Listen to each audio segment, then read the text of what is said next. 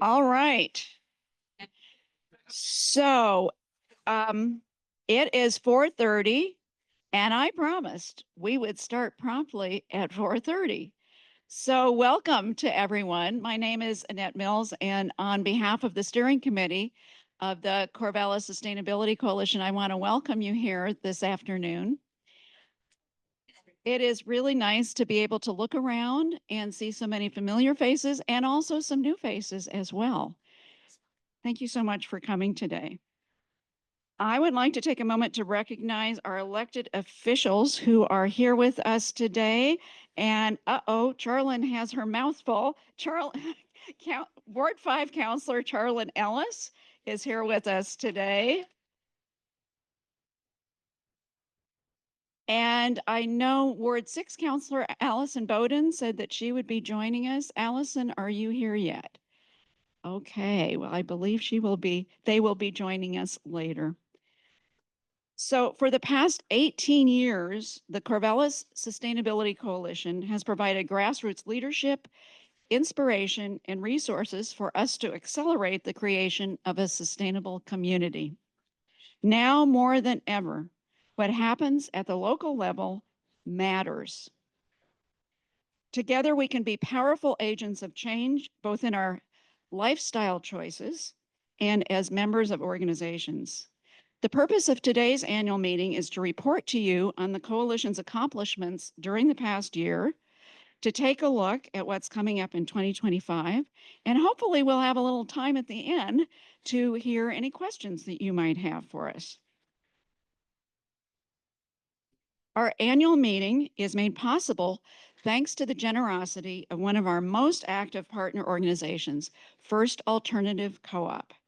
And yes, thank you, Co-op. Thank you, Donna. Thank you, Judy. And is Mark here yet? Mark Tarasawa? Where is Mark? Is he? Oh, there he is. He is the new general manager of the Co-op.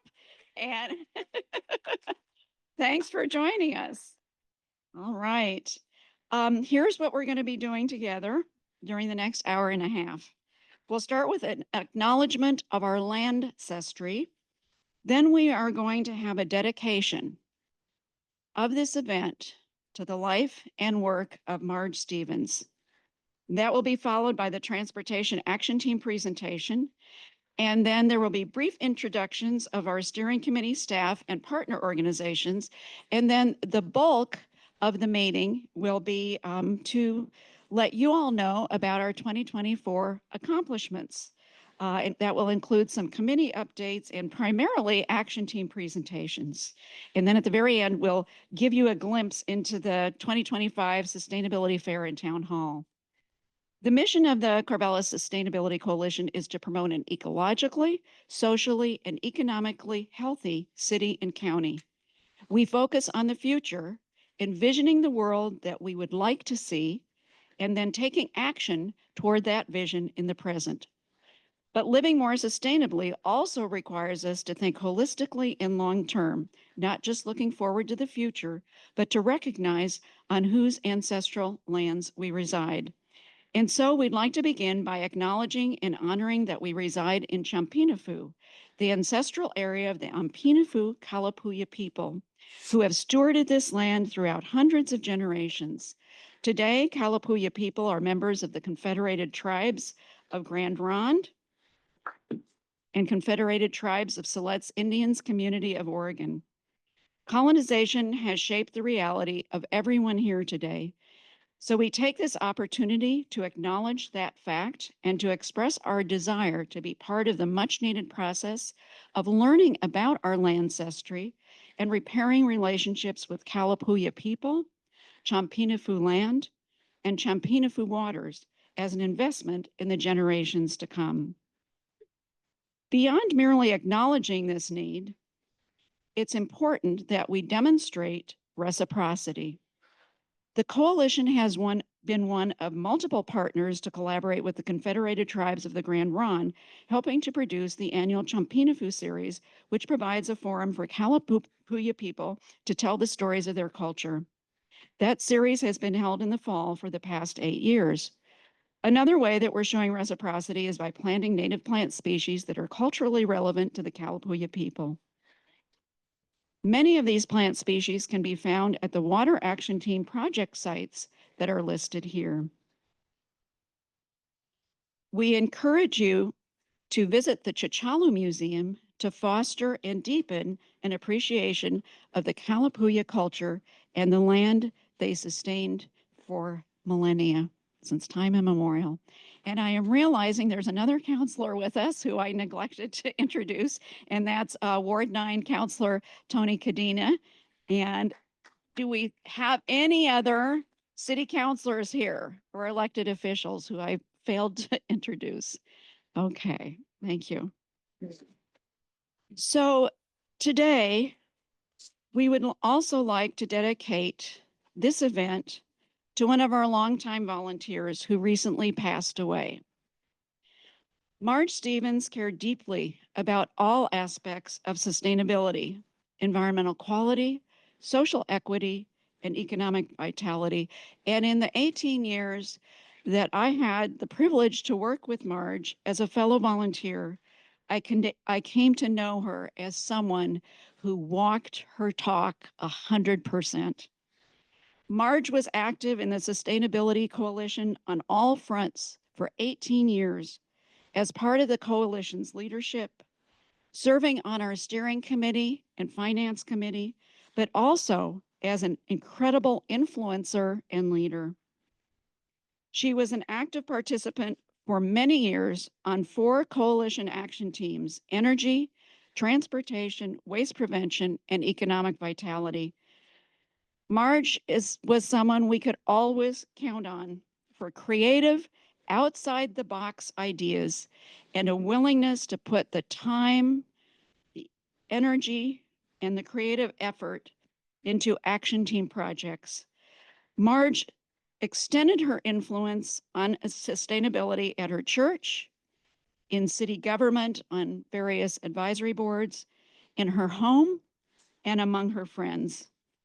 Above all, Marge was a kind and compassionate individual who had a strong foundation.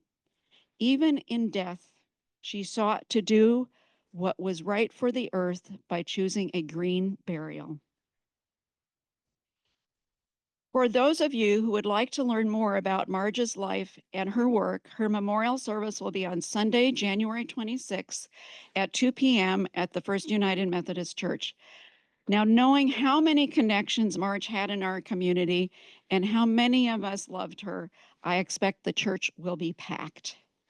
Since Marge was such a strong believer in transportation options, you can see in this photo, she was holding her bike helmet. It is fitting that today's first action team presenter is Steve Starsevich, who leads our transportation action team. And Steve serves on the city's Safe Streets and Roads Task Force. And they're meeting today at 5 p.m. So I promised Steve that he could be the very first so he can make his presentation and then get out of here in time. So please give him a warm welcome.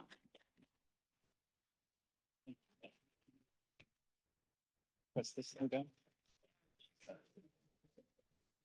All right, thank you, Ned. Marge was a member of the Transportation Action Team, and she's such a lovely and inspiring person. We miss her very much. We're not able to hear you very well. Okay. Sorry. That's right. Oh, they're not working? I'll try to talk loud. Yeah, speak loudly if you can. We're gonna work on it. Okay. All right, so the Transportation Action Team goals are set out in the action framework, and they're basically increase sustainable transportation within Corvallis and to other destinations, reduce gasoline consumption, single occupant vehicle fares. In 2024, to make progress on these goals, we use 3 main strategies.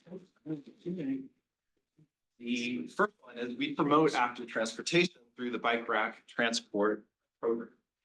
We transported bike racks using bicycle power through 13 events. It's a lot. To 13 events this year. And to 13 events this year, and the racks are so well used, you often can't see them. This is some photos from this year's open streets. To give you a better perspective, here's some before and after photos from this past year's September Fest. So you can see hundreds of car trips are replaced by bike trips when convenient and sufficient bike parking is provided. Many thanks to our volunteer transport team, and a very special thanks to Rachel Schwint for being the lead organizer again this past year. The mobile bike rack program was started by the TAT and adopted by Corvallis Public Works. And it's now managed by Josh Capps from the Active Transportation Group. And I'd like to thank Josh and Public Works for continuing to improve the program and make it easier for us to deliver racks by bike. So this was our busiest year yet for the transport team. It's getting so popular that Public Works recently had to purchase more racks and trailers to accommodate demand. So we're going to be even busier next year, and we're going to need more volunteers. So I will be reaching out. Another strategy we use to promote sustainable transportation is promoting transportation electrification. The TAT sponsored another EV show that showcased electric cars, bikes, and scooters, and more. A big thank you to Larry Weymouth for organizing this event. Is he here today? All right. Great, nice job. I should have shouted out Rachel Schwinn. Is she here too? Okay. So the third strategy we use is to raise awareness about safer multimodal street design. We've done this in a few ways. We've been inviting speakers and hosting public talks. Some of them you can see here. I'd like to just highlight the talk by Nick Falbo on protected intersections that we organized in 2022. Just recently, Public Works asked for approval to explore installing a protected intersection at Highland and Circle. The city received many letters of support from the community. So nice job. And the council is supporting it. Wow. And this past year, we hosted a double bill to learn how OSU and ODOT are contributing to a safer and more sustainable transportation system in Corvallis. So a big thank you to OSU planners Rebecca Houdeling, Bob Richardson, and ODOT's Jenna Berman for great talks, and to Sarah Braunstein for extraordinary moderating skills in the Q&A. If you missed any of these talks, these video recordings are available on the TAT webpage. So in 2023, Corvallis Public Works staff wanted to do more outreach and get input from the active transportation community and other residents. So they asked the TAT to host a recurring public forum about upcoming pavement rehabilitation projects. We hosted 2 in 2023 and another one this past year. These were all recorded too. So if you'd like to see what Corvallis Public Works is up to, you can find those also on the TAT webpage. All right, so each month we have a monthly meeting on Zoom, and we share ways we can raise awareness about sustainable transportation in everything our city and state does. This is a list of many of the things, not all of them, that we've covered in our meetings this past year. And some of them we've tracked over months. So after each meeting, I email meeting notes to the TAT Google group, and that includes summaries and links relevant to each topic, so that community members can stay informed and get involved in transportation decision-making in our city and state. Okay, if you would like to get involved with the TAT, you are welcome to attend our monthly meeting, join our Google group, and get on our email list. And please, please, please volunteer for the Bike Rack Transport Program. Thank you.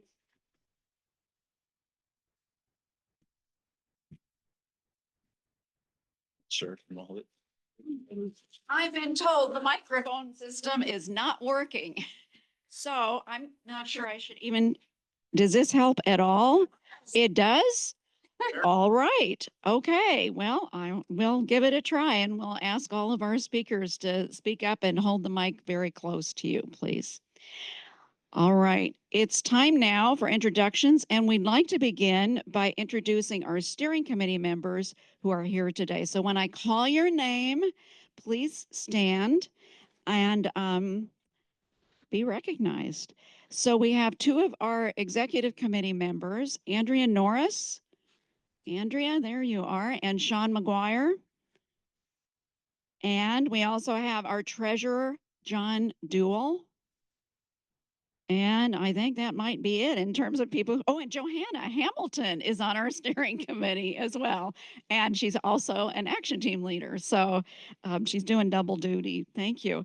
I serve as the facilitator of the steering committee, and additional members include Brandon Trelstead, Ora Thomas Sargent, Carlos Valdez Casillas, Elizabeth Gibb, Loma Hammond, and Shana Rogers. And our new city council liaison is Charlene Ellis, who also has to run off to that task force meeting. Yeah.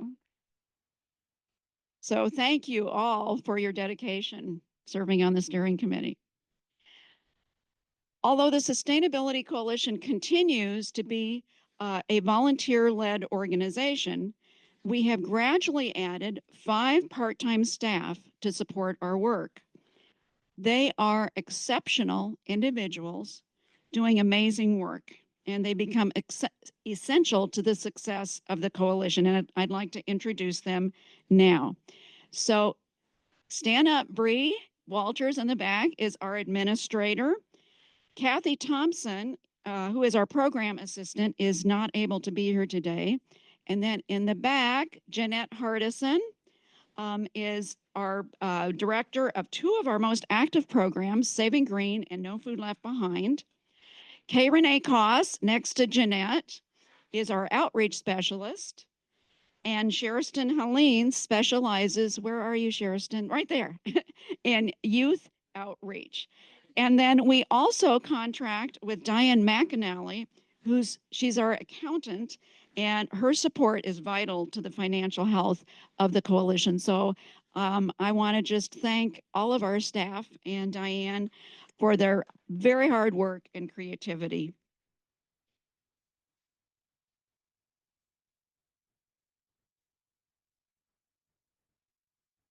So we also want to find out who else is here today. How many of you are attending a coalition event for the first time? Do we have any brand new newcomers? Oh, great. Okay. Well, welcome. Thanks for joining us. How many of you serve on an action team or a committee? All right. Thank you. And how many of you represent one of our partner organizations? Excellent.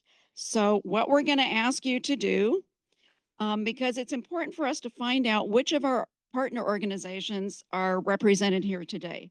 So if you are the official representative to the coalition for your organization, please stand and remain standing. Come on, stand up. And just name your organization and speak loudly. And I will start without a microphone, just like the rest of you have to do. I represent the League of Women Voters of Corvallis. Christy? Hello, I'm Christy Irvin. I'm the program director for Seeds for the Soul. I'm Johanna Hamilton, and I do case management with Faith, Hope, and Charity. Hi, I'm Sean McGuire with Benton County Sustainability Program. Lindsay Stallard with Corvallis Housing First. Hi, I'm Svetlana Daskaluk, and I'm with Corvallis Multicultural Literacy Center. I'm Jane Heyer, and I'm with Stone Soup Corvallis. Deb? I'm Deb Carey, and I live at and promote communal living through Coho Ecoville. I'm Rebecca Marty from First United Methodist Church with love in my heart for March. Thank you. Thank you, Brenda. I'm Larry Weymouth with 350 Corvallis. I'm Kate Haycock Feldman, Kate Haycock Media Productions, and Yuba Latte Choir. My name is Kevin Kanega. I'm here to represent PNX Valley Neighbors for Environmental Quality and Safety. And our group formed to oppose any expansion of Coffin Butte landfill, which is one of the largest Call you back. Okay. sustainable issues in the whole county. Thank you. Right. I'm Mike Beilstein. I'm representing the Committees of Correspondence to Democracy and Socialism. Eric Rogers, Northwest Realty Consultants. Brian Lee, Corvallis Interfaith Climate Justice Committee. Scott DeBunt, City of Corvallis. Jack Elder, Corvallis Rowing Club and Mid-Valley Healthcare Advocacy. Good evening, folks. Cassidy Gilroy, the Executive Director for the Corvallis Multicultural Literacy Center. Thank you. I'm Catherine White, and I am the owner and operator of Glam Garage. Oh, okay.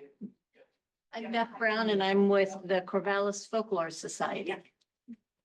Great. Lynn Larson, Joe's Bye-bye. Edition Neighborhood Association. Dr. Susan Slavsky, 500 Women Scientists, Corvallis. Barbie here for Rob Upson for the Mid-Valley Bike Club. Liz Havley, Corvallis Environmental Center. And Lori Ross, representing the Arc of Benton County. Sorry about that. Carly Funk with Lynn Benton Food Share. Did you? Peter Greenberg with Energy Wise Services representing Albany. Sandy Riverman, Crossroads International. Alita Hasshofen with the Corvallis Daytime Drop-In Center. Dave Eckert, Mary's Peak Group of the Sierra Club and Mary's Peak Alliance of Afrana. Nina Dominici, I'm with Mary's River Watershed Council. George Beekman, Dance Planet. Delisa Alman, Corvallis Whole Foods Plant-Based Support. Suzanne Ortiz, Mid-Willamette Bird Alliance. John Tucker, Emerald Valley Electric Vehicle Association. First Alternative Co.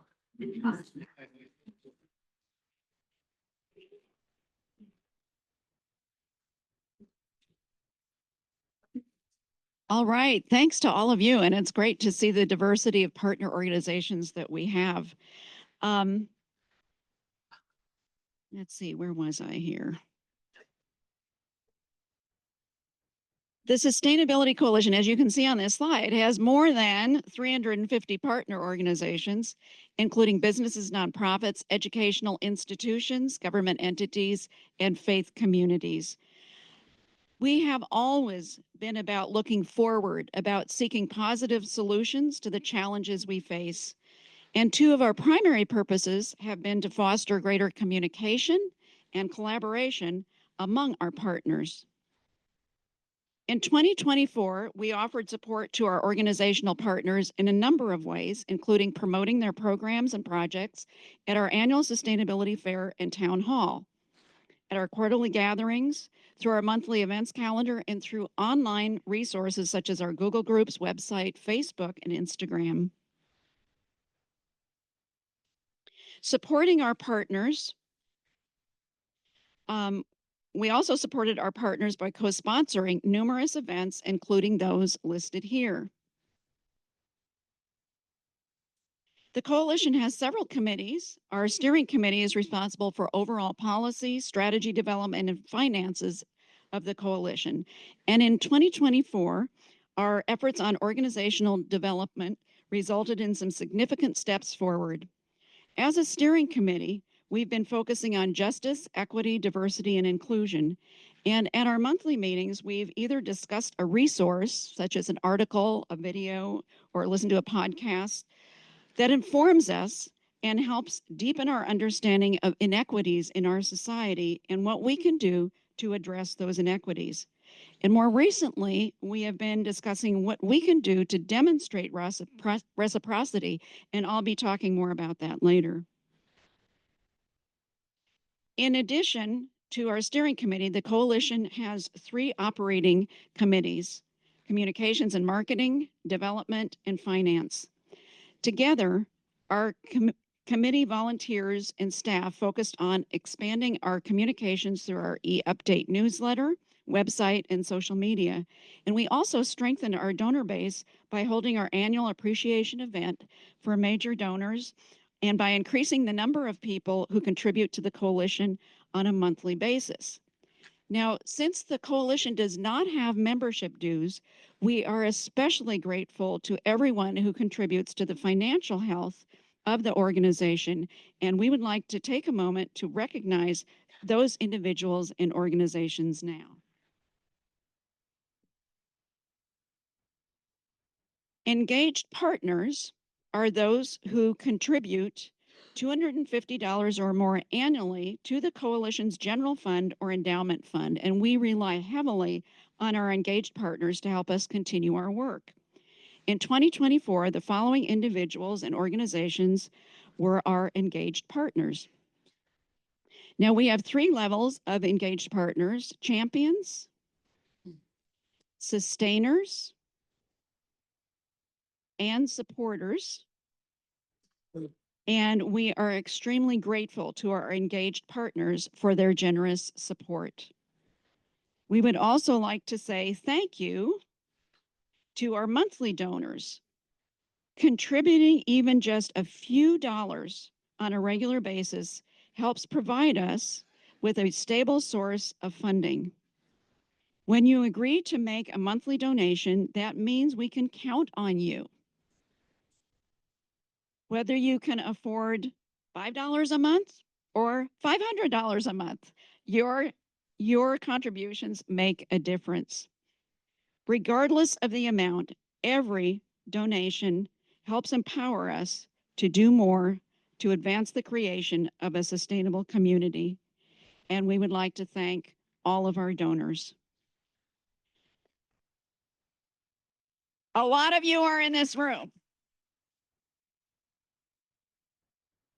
Another way you can contribute is through the bottle drop program. Simply collect your aluminum cans and glass bottles, place them in a pre-labeled blue bag, and drop them off at the Corvallis bottle drop location on 9th Street. And Bree will be standing at the door at the back, and we'll hand out blue bags for any of you who would like to have them. If you would like to show your support for the coalition through a financial contribution, please pick up a donation form from the coalition's resource table, or if you want to donate online, please go to the coalition website. And however you choose to support the coalition, whatever amount you're able to give, please know that we are very, very grateful for your support.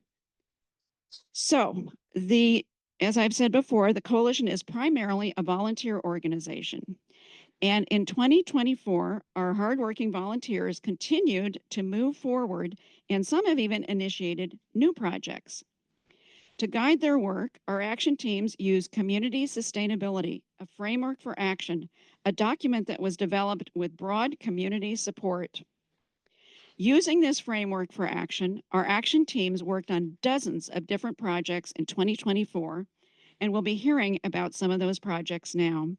First, we'll hear from Jeanette Hardison, who co-leads our Waste Prevention Action Team. Please give her a warm welcome.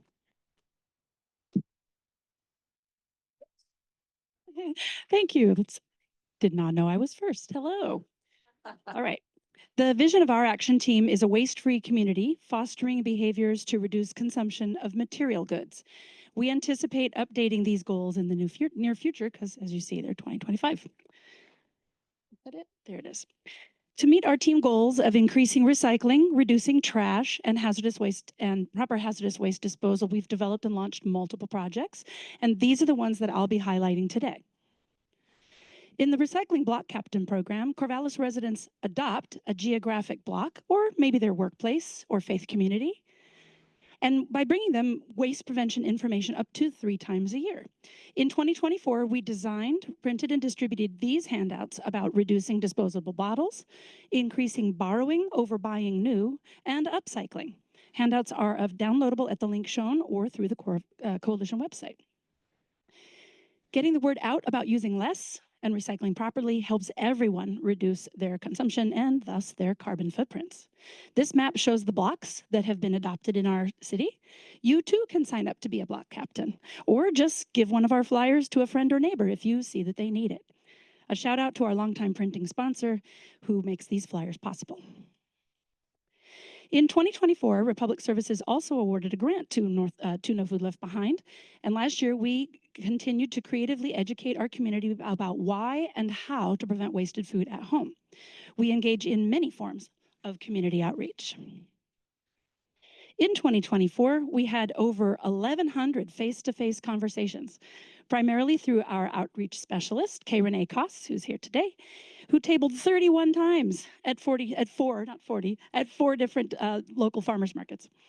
In our conversations, we gave out 1,700 of these SMART strategies in English and in Spanish, including the Eat First signs, as you see there on the slide, for your leftover shelf, either in your fridge or your pantry. By show of hands, how many have established an Eat First area in their fridge or pantry? Good for you. Yeah, it's easy to do once you start getting going on it. You can pick up one of those signs from us in person or in the back today, or download one and print one out yourself. You can also pick one up, yes, off of our website, where we also reached 4,500 unique individuals, unique visitors last year. We also gave out 120 countertop compost pails to individuals, families, classrooms, and workplaces to divert inedible scraps from the trash. And we do still have pails available for you if you don't have one, or if yours just got yucky after all these years and you need a new one. I'm still going strong on mine. Refused. But you can visit us at the Winter Farmers Market to pick up one of those every other week, starting this Saturday at the Benton County Fairgrounds. In 2024, we made presentations to the Corvallis HP sustainability team and to members of the Corvallis Rotary After 5, another of our program grantors. I would love to be invited to speak at your service club, so please let me know. We also published a Kitchen Confessions blog about food waste prevention apps on the lower left there. We promoted our videos. And our youth outreach specialist, Sherston Helene, engaged 3 elementary classrooms with activities and original music about how to prevent wasted food. Here she is on the far right, teaching 2nd and 3rd graders at Letitia Carson in November. When we arrive, students always say, "Oh, that's Magic Mama from the videos." You can find our blogs and videos on our website. And as you know, Sherston is here today. You want to stand up real quick? So if you would like to invite her to perform at your kiddo's classroom or grandkiddo's classroom or event, please see her. She'll stick around after the program to talk to you.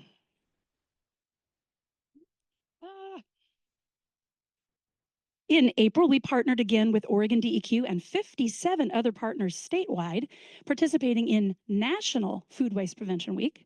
Oregon once again had the 3rd highest number of engaged partners in the nation. And thanks to the help from 509J School District Promotion here locally, the 1st place art winner in the national contest from 9th through 12th grade category was a student from Crescent Valley High School. Woohoo! Yeah. Go Raiders. Sorry, CV grad. In 2024, No Food Left Behind also created something very special to celebrate the National Week, a Bread to Tap community event. I'll tell you what that is in a second. It was co-sponsored by us and the Corvallis Sustainability Coalition, Old World Deli, and Oregon Trail Brewery. And for the tap portion of this Bread to Tap event, Oregon Trail Brewery created a special limited release beer called Recyc Ale. It was so good. Brewed with recovered organic sourdough bread from Wild Yeast Bakery, one of our, right? Yeah, one of the coalition partner organizations. Old World Deli chef J.D. Monroe, featured a special low waste menu to demonstrate how edible kitchen scraps can be repurposed into delicious items. And the heart of the event was the live music sing-alongs with Sherston and her choir. And Rainbow, where are you? Right there. She was in there too.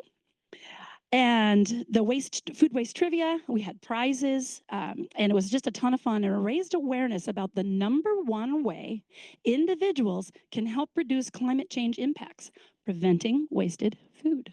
True story, it is. Oh, and save the date, please, for this year's Bread to Tap event, which will be Saturday, April 12th from 11 to 2 at the Old World Deli again. And yes, they're going to have another round of the Recyc Ale for you to try. In 2024, our team finally updated our Corvallis Area Reuse Directory for 2025. This will be our 7th edition since launching the project in 2010. Here is the new cover in coalition colors. Here's the new inside in coalition colors. New colors, 6 new locations, and a few category changes. This print version is a matrix of the most common reusable items generated by us, matched up with local places that accept them for reuse.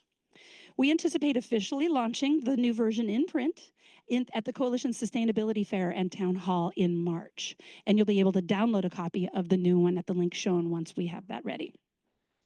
The online searchable version of this is called the Waste Prevention Directory, not just reuse, because it goes beyond reuse. And it includes a whole database of items, searchable database of items, not just categories, and a map. It's interactive and it includes repair opportunities. Just click the repair tab. Yeah. And we're always changing that, by the way. If you know something that should be on that list and isn't, let us know. We will add it. And as always, thanking our printing sponsors, including our newest Brothers Hauling and Sustainability store. And finally, in 2024, our Zero Waste group on Facebook surpassed 1,000 members. I think we're at 1,050 even now.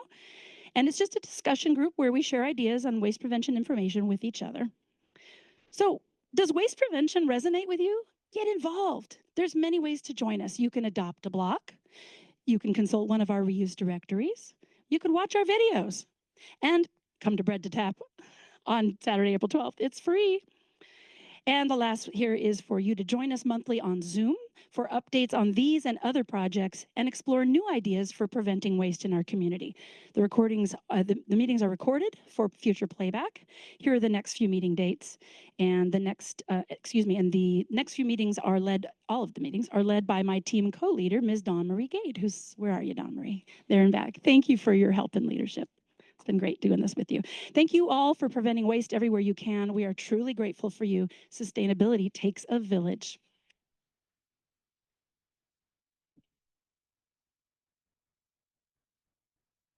And our next speaker is Johanna Hamilton, who leads our Community Inclusion Action Team. Hi, everyone. I'm Johanna Hamilton. And like Annette said, I'm the Community Inclusion Action Team leader. So our vision is pretty, sorry, I'm trying to speak into this as well as I can, but our vision is pretty broad. We find that sometimes we make them too specific, you end up missing a lot of populations. But our vision is that all people of Corvallis has a sense of belonging. They are treated justly, have a sense of connection, and are represented in the community. So our primary project in 2024 was co-sponsoring the 8th annual Champinafu series. The series features topics and presenters that are selected by the Confederated Tribes of the Grand Ronde. The first program in October was a special in-person event at the new Prac Center, Performing Arts Center on the OSU campus. If y'all haven't seen it, it's really, really nice. The title of the program was Shati P Boom Boom, the traditional and contemporary indigenous music of Western Oregon. So more than 20 men, women, and children who were members of the Confederated Tribes of the Grand Ronde mesmerized the audience with their performances and drumming. The program was moderated by Bobby Mercier, shown here, who is a cultural resources specialist with the Grand Ronde. The second Champinifu program held in November was a webinar titled Cultivating Camas in Communities, Tracing People, Plant Relationships in the Willamette Valley. So it featured OSU Assistant Professor Molly Carney, who presented how and why camas is a cultural and ecological keystone plant for the Kalapuya.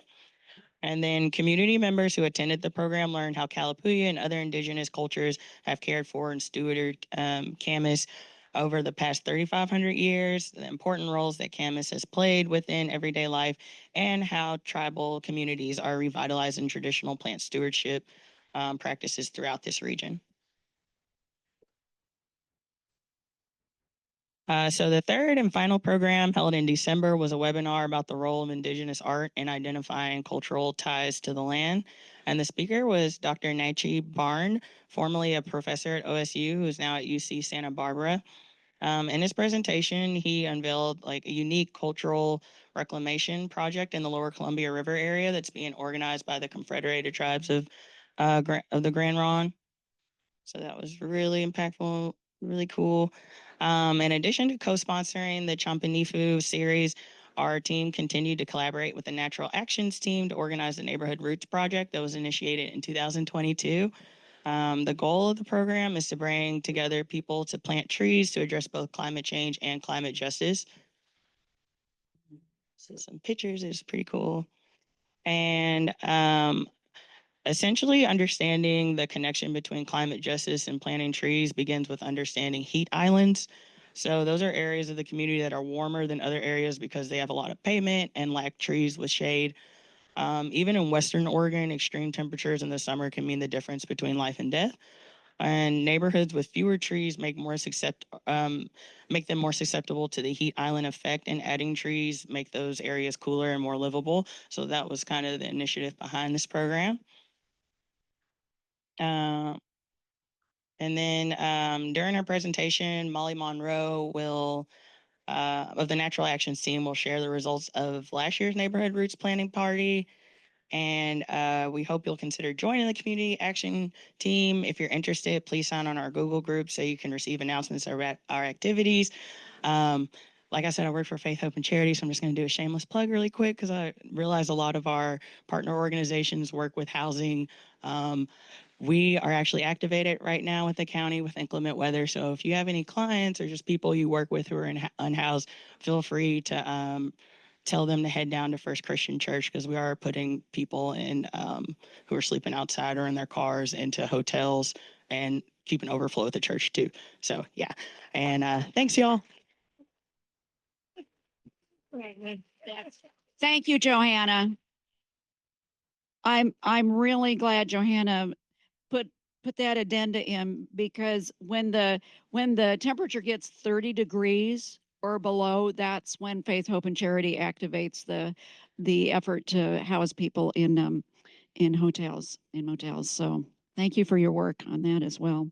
Our next speaker is Molly Monroe, who heads up our Natural Areas Action Team.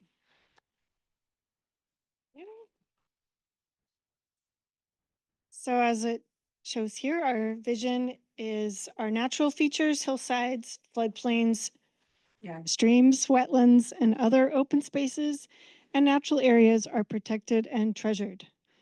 I don't think it works a little bit. Just a little bit. It's practically after each lots of pretty pictures. So it's all just okay. So one of the main goals is to expand the number of community members participating in natural areas appreciation programs and restoration efforts. We actually hit our 15th annual Natural Areas Celebration Week. So this is something that's been kind of going since the beginning. It was one of the first big efforts to bring a lot of our partner organizations together and celebrate a lot of beautiful areas around Benton County. So it's a collection of free events sponsored by our partner organizations, and it's always during the first full week of May. So keep an eye out for that coming up. Here's a couple of examples of the types of events we offer. We try to make everything pretty family friendly and accessible to many, several different times of day and something each day of the week. So something for everyone. Check it out on the website for the next year's events coming soon. And this is just a few photos of why we chose the first week of May. It's kind of our peak bloom time, and a lot of restoration is on pause because it's wet. So we get to go out and kind of explore the unique habitats and their inhabitants with a lot of the experts that are working on these projects. And as Joanna mentioned, the Neighborhood Roots is our other focus of the Natural Areas Action Team, partnering with the Water Action Team and the Community Inclusion Action Team. And we've planted over a dozen trees the last 3 years, 4 years, few years. So quite a few trees going in the ground, and we focus on native species to kind of enhance the benefits of adding more habitat to our front yards. You can't even hear it. You need a microphone. So this year we had about 20 folks participate and in different locations around South Corvallis. And like I said, the volunteers came from a few different action teams. I sadly had to miss this year's event, but it looked like a pretty fun day. They started at Lily Park, figuring out kind of where and what they were going to be doing. This is a demonstration for how best to plant these larger trees that we source from Seven Oaks out in Lynn County. They're big and heavy and take a couple people to move them around sometimes. And then they split up into groups and kind of went different directions from there. So we had a couple folks on Ryan Street help with a tree in a new location. Sounds like there was an old tree there that made it a little challenging. And then another yard on Ryan Street. Actually, that might be the same, but the one where the boots got really muddy on this one. The right hand. Muddy boots. That's kind of a sign of a good day. And these are big leaf maples. And so we have a pretty good system down to do some kind of amending the soil and then mulching them to try to get them through the winter and the dry season, protect their new roots. And some more digging, and looks like the sun came out. And then we did a little bit down on the mill race. We've been in this section before to add to kind of a little riparian strip there. And then I think they planted a couple in Avery Park as well. Yeah. So if you see some beautiful looking maples, it's thanks to Annette and Dave and lots of volunteers coming out to dig in the dirt. So feel free to join us. We'd love to add you to our group, and let us know if you have any questions. Thank you, Molly. And our next presenter is Kathy Chambliss, who I bet you can hear pretty well when I practically eat this microphone, right? Oh, they did something. Oh, lucky you, Kathy. Okay, Kathy's a member with the Food Action Team. Thank you. Let's see how this goes. Much better. So thank you all for being here. I'm happy to present on behalf of the Food Action Team. And our vision for food is that all of us as a community are primarily fed by food that is locally produced using practices that renew and enrich the land and the community. And the Food Action Team is supporting a lot of gardeners so you can grow your own food. And these are some of the initiatives from 2024 that supported quite a few gardeners in the community. One of those initiatives is here at the library. It's the Public Seed Library, and it is a collaborative project between the Sustainability Coalition and Corvallis Benton County Public Library. This library. And there's, we also have educational support from OSU Extension Service. How many of you have seen the seed library here? Great. So not only does the seed library provide seeds, free seeds, there are also garden lectures and pop-up clinics. And last year, 7 companies, organizations, and individuals donated seed packets. 18 volunteers sorted the packets and stocked the rack. And there were 5 educational lectures by local experts and 6 pop-up plant clinics hosted by the Master Gardeners Association. And nearly 300 people attended those events. And we don't know how many seeds were distributed, but we think a lot. Once you have your seeds, what do you do with them? You go to the garden guide and you can find all the resources you may need to grow those seeds. This guide is sponsored by the Benton County Master Gardener Association and local nurseries, and there has been a garden guide going out since 2011. Last year we distributed 1,000 copies, 1,000 print copies, and I don't know how many were downloaded online, but I hope a lot.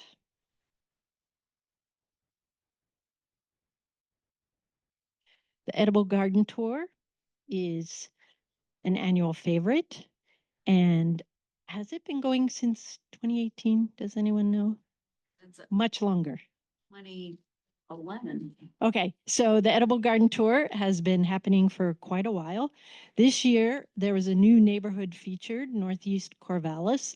And in addition to having the tour in a new neighborhood, we had one school on the tour and 3 community artists, a poet, a ceramist, and a painter. How many of you have seen one of these in your neighborhood? Right, looks like some of you still have to find them, right? There are 28 around town, and there's a brand new one down in South Corvallis. They have gardening advice each week. There's a new flyer, and the food action team, and the evening garden club, and there's another group. I missed somebody. Oh gosh, the Master Gardeners. They put together these flyers every week and put them in each of these NPKs. So you can keep your garden going all year round.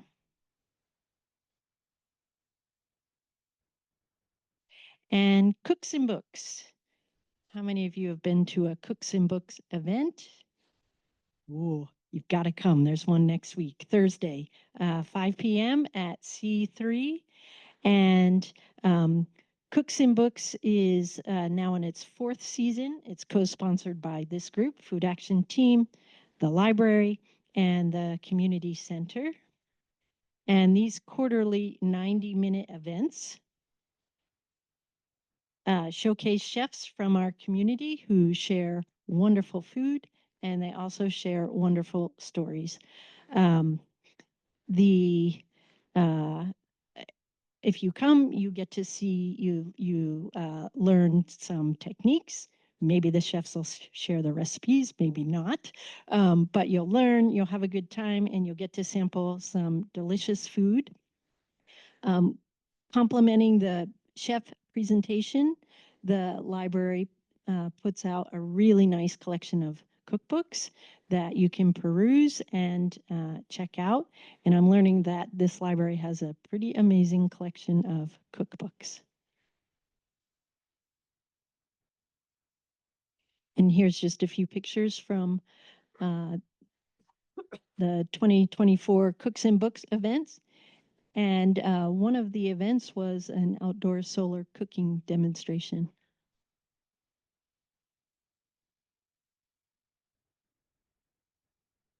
In November, 10 Rivers Food Web sponsored the Winter Vegetable Sagra, which is a food festival celebration, a local food festival celebration. And those chefs were back at work showing us what to do with our winter vegetables. And that was at the annual Fill Your Pantry event in November.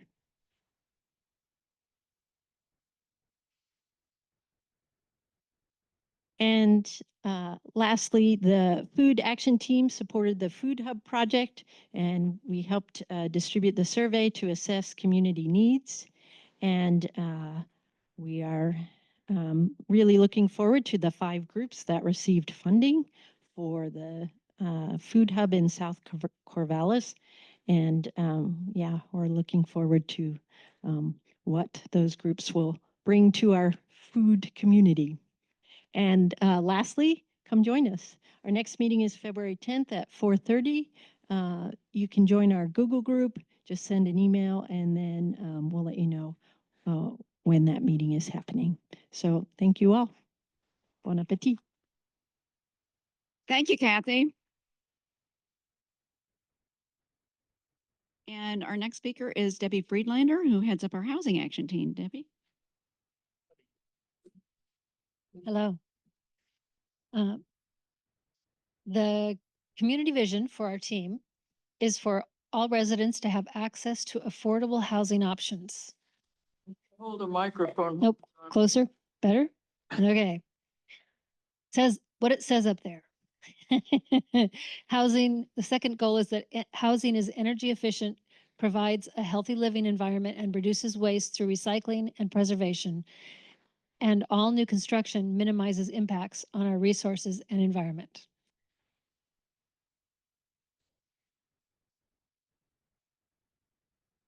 One of the most important functions of the Housing Action Team is the networking we do each month.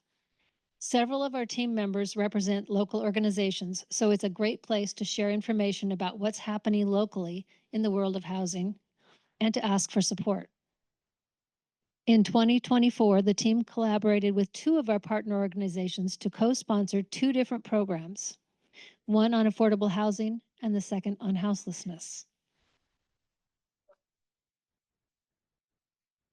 In April, we partnered with Home Share Oregon to sponsor a program here at the library titled Home Sharing, a Sustainable Solution to the Affordable Housing Crisis. The program featured a panel of 3 people who gave our audience an opportunity to learn more about the ins and outs of home sharing as one of the untapped solutions to the affordable housing crisis. Speakers included Judy Smith of Home Share Oregon, and homeowners Charlotte Fleming and James Dirksen, who have shared their homes through Home Share Oregon.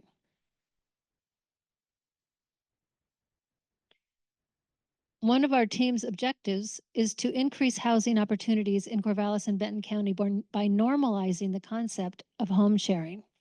It used to be common for people to share their homes, and we'd like to see home sharing become a way for people in our community to access affordable housing, both for renters and homeowners, since home sharing is a direct way to prevent housing instability, foreclosure, and homelessness.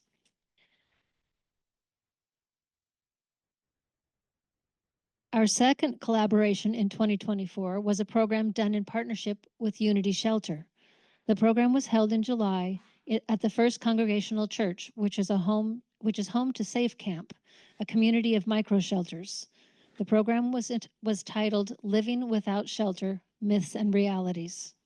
The panel featured 4 Unity Shelter representatives, including both staff and board members. More than 100 people attended the program, which was an eye-opener for many of the attendees who heard about the multiple layers of challenges that unhoused people experience, from how to safely store their belongings and access their mail to lack of health care when they're sick or injured and facing food insecurity on a daily basis.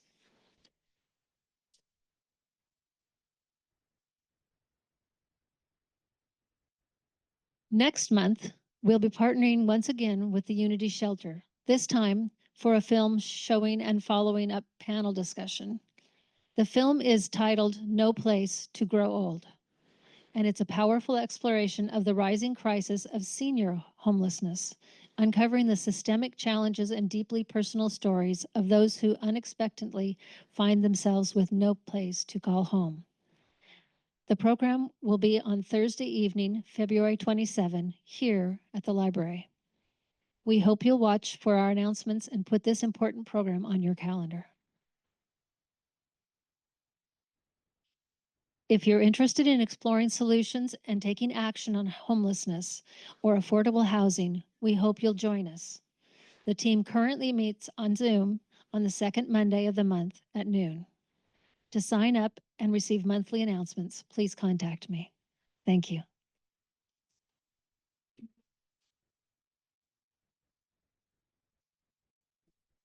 Thank you so much, Debbie. And Dave Eckert from the Water Action Team is next.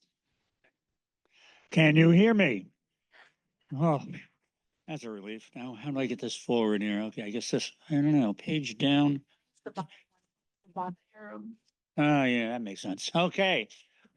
Water Action Team, our goal is to regenerate life and function to local surface waters. And in 24, we really focused more on wetlands. And when we say we always partner with someone else. We never do anything on our own. And so we've partnered with Corvallis 509J on their land. We've worked with the Marys River Watershed Council, Oregon State University, Mary's Peak Group, the Sierra Club, Corvallis Waldorf School, and the city of Corvallis is probably the biggest area we've worked in on city land. We have 0 meetings, so you know everything we do is action. We barely talk. We like each other though. We have a big team. We have a lot of people who can read those numbers, a lot of volunteer hours. Um, and where do we get our money? Well, we get some of our money directly from the coalition that funds us from the general funds. We get a bunch of money from individual donors said, hey, I want to buy some plants for you guys. So I said, well, no, just give us the money. We'll buy the plants. And then local collaborators who then pick up those other fees by doing their work. So it's a very diverse form of fundraising. Oops, went too far. We also are very interested in making sure everything we do is culturally relevant, relevant to all of Corvallis, relevant to the Confederated Tribes, the Grand Ronde and Siletz Indians, and also relevant to the cultures of other life forms. We worked in 24 on 10 culturally relevant sites. We have 13 total, but only worked on 10 of them in 24. And but they're, if you notice, they're all over town. So when we say culturally relevant to all of Corvallis, we mean all of Corvallis. And there's some of the lands we've worked on: 4 city lands, 5 school lands, and 1 piece of property that somebody bought for us to work on along the Mill Race. Our outreach was 5 walking tours, and if you belong to a group and want a tour of some of the urban streams, wetlands, any surface waters around, we'll be happy to lead, but all you have to do is contact me. We give presentations, and so same thing. If your group wants a presentation, we'll come out and talk their ears off.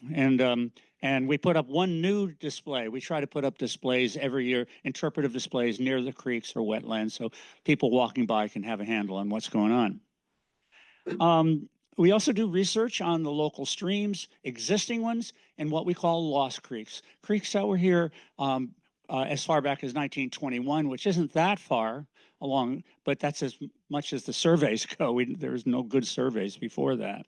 And we found that we've lost a lot of creeks and a lot of wetlands. So we think that the research is really important. What we don't know, we can't understand. Now, what's a wetland? A wetland is a permanent or seasonal semi-aquatic ecosystem. Did I say it's a place? No, I didn't. It's an ecosystem that happens on a place, but it's an ecosystem. It's a living system.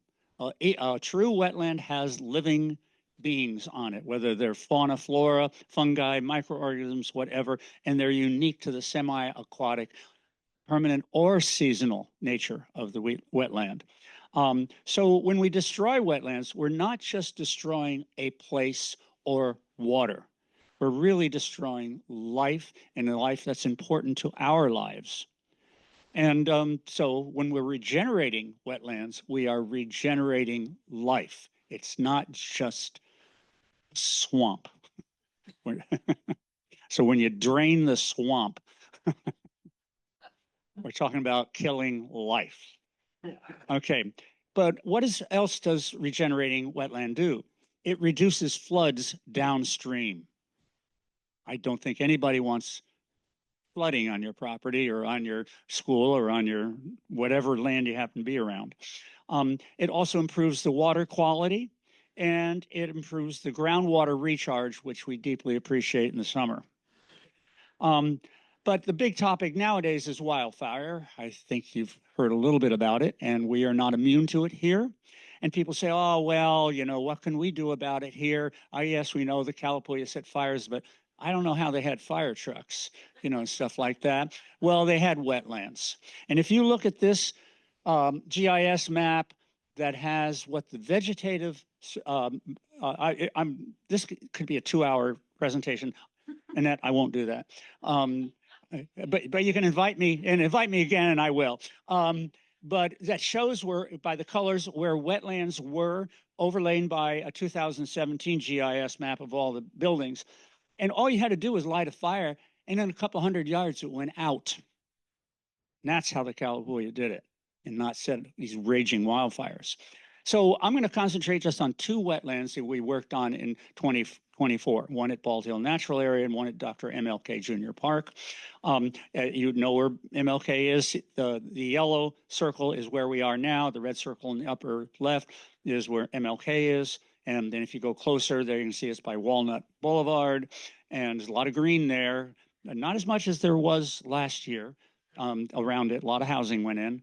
And where it is in the Lamprey Creek goes right through MLK Park. And you can see in the watershed, that's the actual watershed that drains to Lamprey Creek. It's in sort of the upper third of that watershed. And at Dr. MLK Park, this is the city land use code natural features overlay. Most of the park is wetland, designated officially by the city as wetland. And all those diagonal lines are wetland. But 3 wetlands are designated to be regenerated by nonprofits. 2 big ones by Marys River Watershed Council and one by the coalition. And the Water Action Team's wetland project is the smallest of the 3 but that are going to be regenerated, but it's the one that's right next to the creek. So it's pretty darn important. And there you can see why are we doing it? One is because the city in 2025 is going to be really redoing the park. It's it's a development there for more parking and stuff like that. I'm going on, and you can see where our wetland is because there's going to be an enormous amount of impervious surface surfaces like macadam and concrete that's going to be put in, and that's not good for the creek and lamprey and cutthroat trout and Pacific giant salamander. So we're working on that lamprey is the best thing we can do to mitigate the extra pavement. If you're looking from above, you can see the large wetlands that Marys River Watershed Council is going to be working on. And then here's where our little one is by the existing parking lot. We put a couple temporary trails there so you could see the outline. Here's the inlet from the upper wetlands going to the lower wetland site. And this is the area that we're working on, small but critical if you are interested in creeks and life in the creek. What we're doing is we're taking a straight channel of water that went directly into the creek. We're meandering it, but we're also braiding it and spreading out the wetland area. And we're expanding it to the east, we're expanding it to the west. We worked with the city staff to remove a culvert that even made it go into the stream faster, the water. And so took that up, and then we put a whole bunch of logs in and widened the area to slow down the water. We and take it to other places around the riparian area to feed water to those plants that need it. And it went a long way down the stream. And then in 2023, we started putting little plants. Look closely at those plants by the stick. They're very tiny. Put them in November 23. And everybody got dirty and wet. And 1 year later, look at those plants behind the logs. 1 year later. And then we continued to plant more shrubs and plants. So she's getting closer. And yeah, I know. And at every time, we always make sure everybody who comes out knows why they're doing it, not just they're doing it. Why are they doing it? So keep in mind, this summer, see, there's Walnut Boulevard. See that within the circle? That's going to be pretty much all concrete, and we have to be finishing this project by then. So come out and help us. And we've already started this year putting more plants in with a rainbow in the back. And you can see we're putting in more rushes, sedges, willows, wetland plants. The other one is Bald Hill. This will be faster than that. You can see the yellow dot on the right where we are, where it is on Bald Hill with a circle on the left. This is the Denewey Creek watershed. There's 2 Denewey Creeks. Most people don't know that. There's north and south. What happened after we put the culvert in 2023, it was just bare and looked like Mars there. And so before we put in plants, we put in logs. We gathered a lot of logs from Ridgewood Ridge, and they were felling trees. So we got a lot of their logs to divert water into a wetland. And there's what it was a year later. And then the following year, you can see the plants starting to grow, and even up creek of the culvert, where we put in a lot of logs, and the creek is flowing for the first time. But what we're doing, we started, is going further upstream toward the headwaters, and we're widening the area and putting in a lot of wetland plants, and we're trying to return it to what it was in around 1845, I'd say. And we're working more on that in 2025. If you actually want to learn about what I'm talking about when I'm not rushed, come to this ALL, Academy for Lifelong Learning. I'll be talking for an hour and a half and answering any question you have. And anybody can go, and it's free if you register in advance, even though they generally charge. So go to their website, register for it. It's free. It's at C3, or you can go on Zoom. Join us. Outdoor activities, immediate results, weekly updates. I bug you constantly. There's no meetings, and we just play. Contact me. Thank you. Thank you, David. Great work. Sorry to rush you. Our next speaker is Christy Irvin from our Energy Action Team. Thank you, Annette. How do you follow up the enthusiasm of David? I feel like you guys, you're just going to be thinking about plants and the waters in your neighborhood. Okay. So the vision for the Energy Action Team is that Corvallis has achieved energy security and net zero greenhouse gas emissions. Our goals. Sorry, can you guys hear me now? Okay. Our goals are to reduce energy consumption in buildings, achieve 100% renewable energy, and have no net greenhouse gas emissions by 2030. And in 2024, we worked on 2 major initiatives to help us achieve those goals. In 2020, the first Solarized Corvallis partnership between the coalition and the Oregon Clean Power Co-op, whose unique funding model allows community members to directly invest in community solar. Many individuals sitting in this room have helped fund the transition to solar through their investments with Oregon Clean Power Co-op. Off a slide. So in 2020, when Solarized Corvallis was launched, we used community investment and community donations to help fund these 3 projects. In 2021, we added 3 more. In 22, we added another 2. And in 2023, we added 4 more projects. In 2024, we completed a major solar expansion at First Alternative Co-op at both of their stores, including battery backup in the south location. We also raised community investments for OSU Forestry, which includes PV Hall and Richardson Hall. Construction began on those 2 projects in November, and they're expected to be completed later this month. So the Energy Action Team second major initiative is called Shift Together. It's a campaign to help everyone in our community shift to energy efficiency and renewable energy. So the majority of the energy in your home, 75%, is typically from heating and cooling, water heating, and lighting. So it's pretty significant. And if you want to get an idea of what the energy usage in your home looks like, the Shift Together campaign offers free home energy assessments.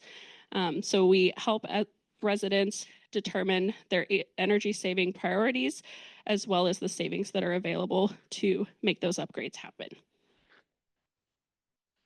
So Seeds for the Soul, our organization based here in Corvallis, we're a key partner of Shift Together, and we primarily help low to middle income homeowners navigate these assessments as well as the incentives.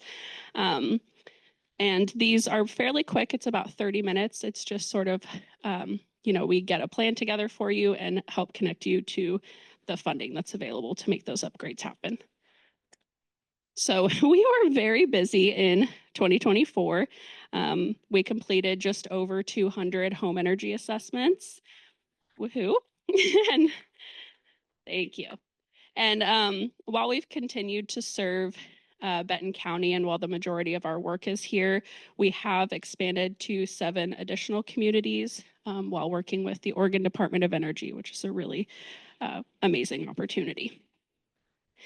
And as a result of these many home energy assessments, we completed approximately 235 home energy upgrades, heating and cooling, windows, insulation, big opportunities for these households.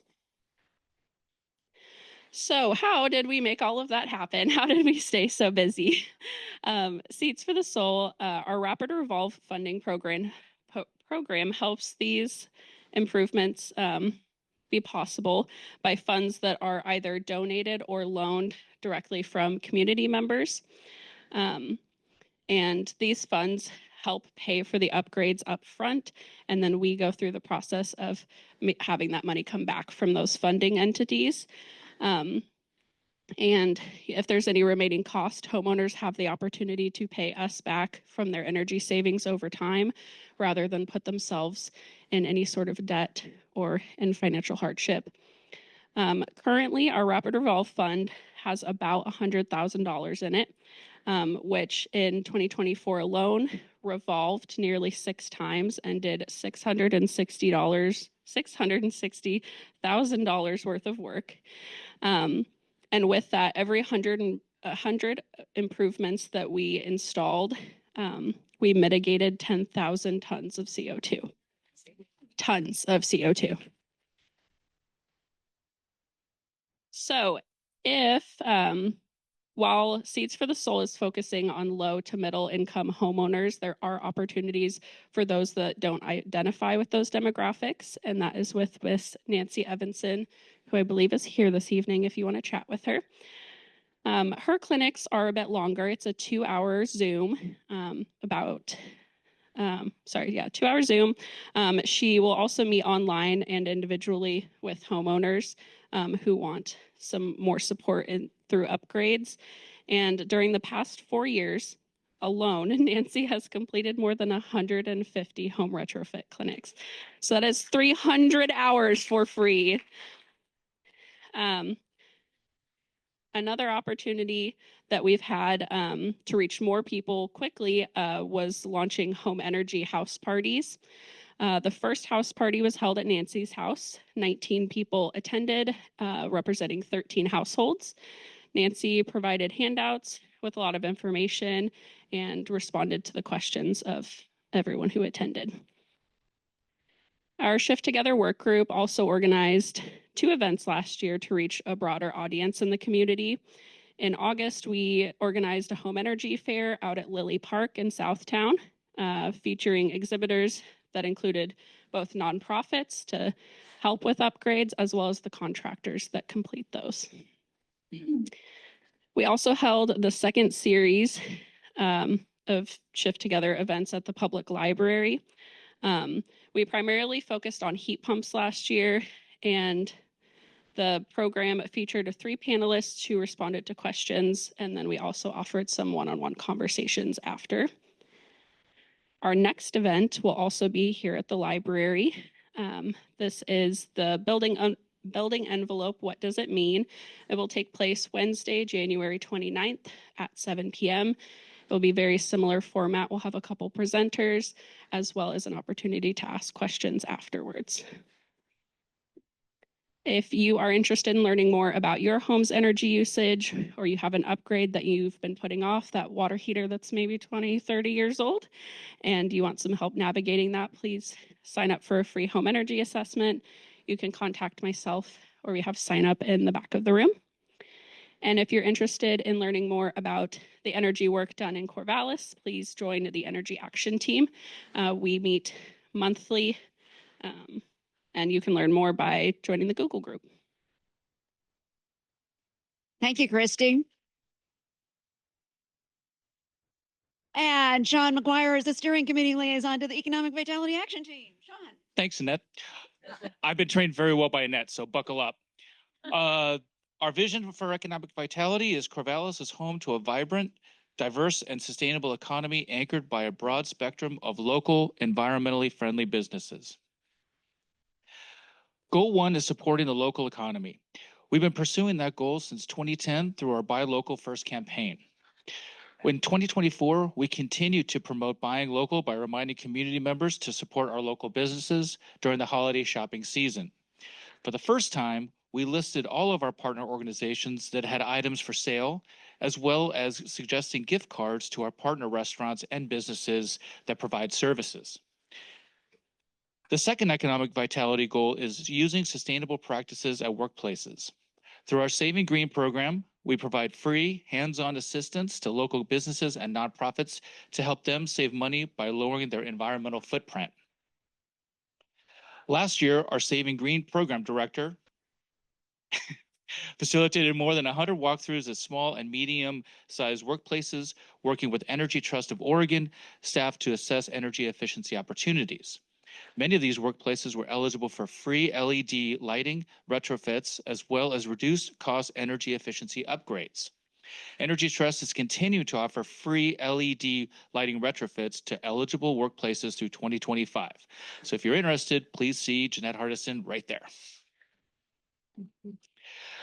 Goal 3 is engaging in community networks to help people meet their needs while minimizing resource consumption. Last year, we helped promote the development of a South Corvallis food hub through online distribution and marketing of the survey that was used to assess the needs and preferences of community members related to food access. So our team has launched a project to connect customers who would otherwise be purchasing from other. Did I get that right? Yeah. Sorry, got that wrong. So our team has launched a project to connect customers who would otherwise be purchasing from a national online retailer who shall not be named to think first of local businesses that offer the same or similar products.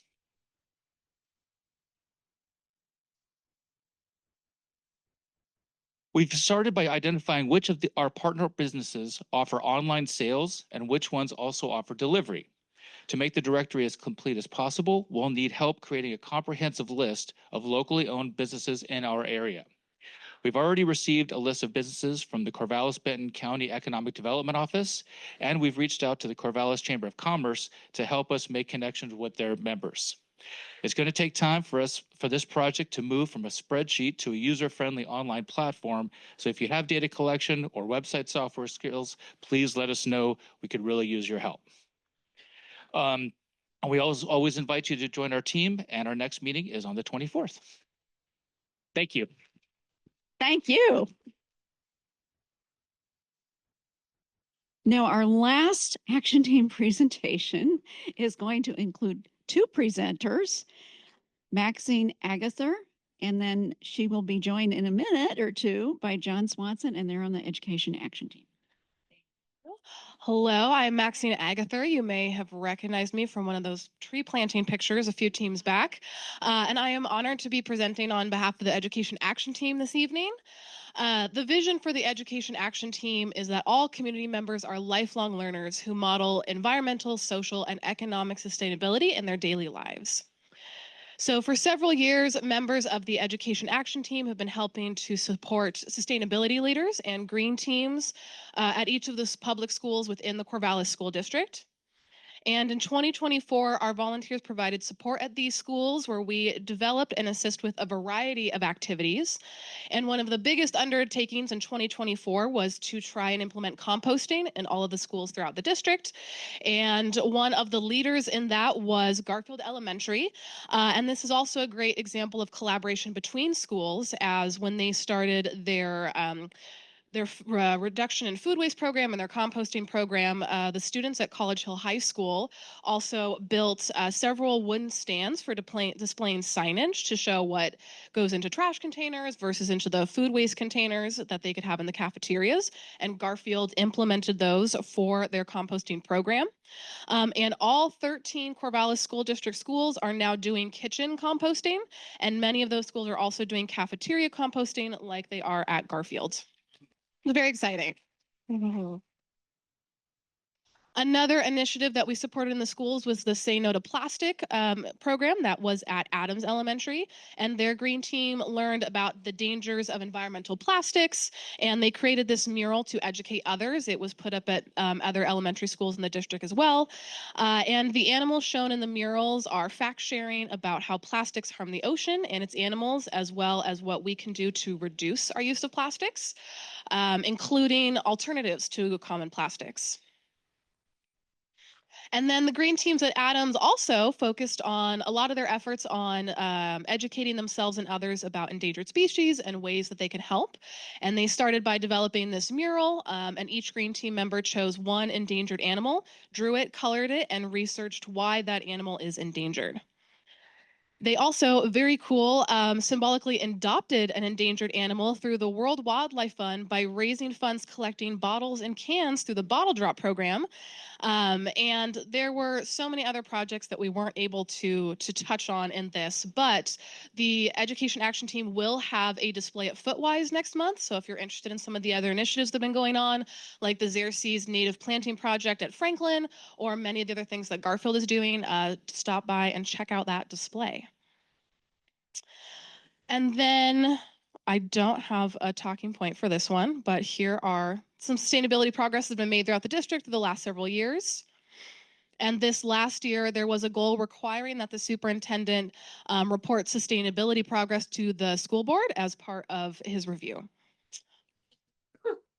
So now to introduce the Green Apple Award. In addition to our work with the school green teams, the Education Action Team adopted this project last year. And this project builds on the sustainability work at the Corvallis School District over the past 14 years, including the adoption of a sustainability policy in 2011 and a sustainability management plan in 2018, which I guess is where this slide comes in. In 2019, the district hired a sustainability specialist who'd been a regular member of our Education Action Team. And she's fantastic. And this past year, the district took 2 more major steps, which included adding a goal to the sustainability management plan to integrate sustainability literacy curriculum at each grade level by 2025, and adopting a school board goal that requires the superintendent to report progress on meeting sustainability goals. So now I'm going to pass it off to John to talk about our newest project, the Green Apple Award.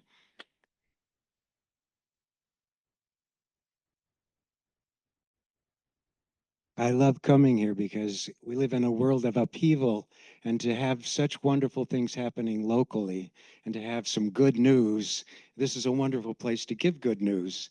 And I want to add some good news about what's happening in the school district. One thing that I'd like to add in that Maxine didn't say is that last spring, the district adopted new science curricula for grades K through 8 that integrates sustainability concepts into the regular science curriculum.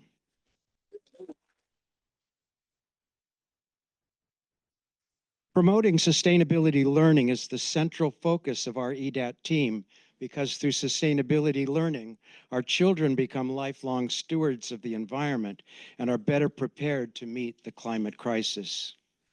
Now, here's how you can support this work. Today, I'm inviting you to be part of establishing the Green Apple Award, which each year and for years to come will recognize and celebrate a staff member who makes a significant contribution to promoting sustainability learning in this district. The award is modeled after the district's Golden Apple Awards, which has been going on for decades now, that annually honor an outstanding staff member. The Green Apple Award also will shine a spotlight on sustainability work in the district and help it make it part of the district culture.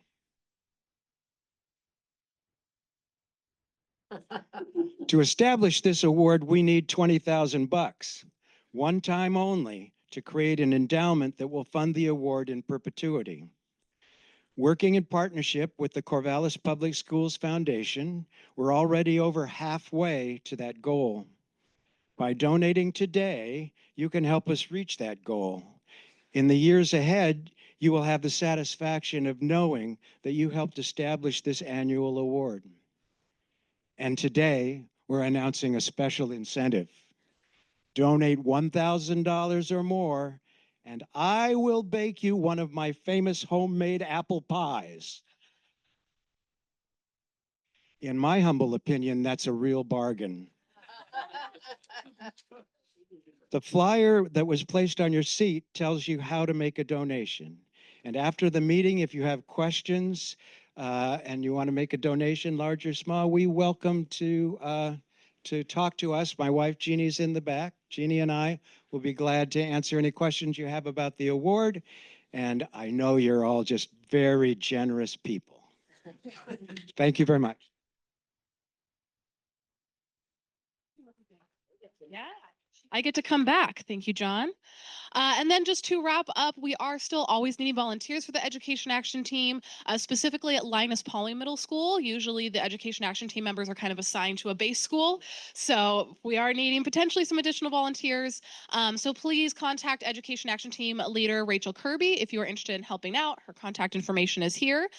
And we meet on the second Wednesday of every month. Right now it's 4 p.m. at New Morning Bakery. And our next meeting will be on February 12th. So we hope you'll consider joining us. We would love to have you.